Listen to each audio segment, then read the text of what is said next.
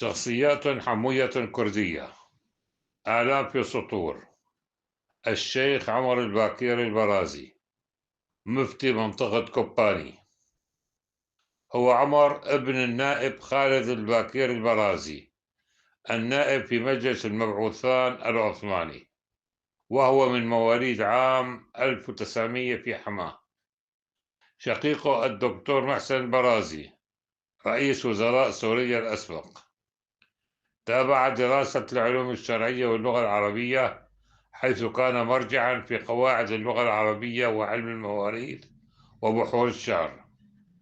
تم تعيينه مفتيا في كوباني عين العرب عام 1941، وبقي في منصبه حتى عام 1951. كان يتقن اللغات الكردية والتركية والفرنسية إلى جانب اللغة العربية. خلال وجوده في كوباني فقد اتخذ مواقف متشددة ضد المستعمر الفرنسي، مؤيدا بذلك بوزان بيك شاهين، زعيم عشيرة البرازي الكبيرة في كوباني وسروج، والذي تربطه قرابة مصاهرة مع المفتي عمر البرازي، حيث أن بوزان بيك شاهين هو زوج ابنة عم المفتي عمر الباكير البرازي.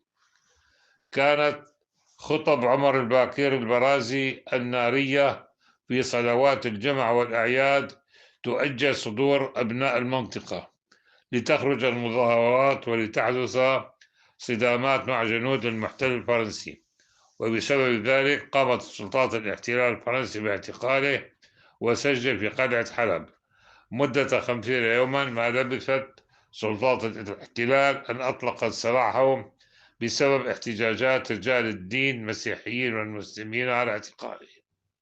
توفي عام 1969، حيث شيع إلى مثواه في حماة بموكب شعبي مهيب. المحامي معتز البرازي.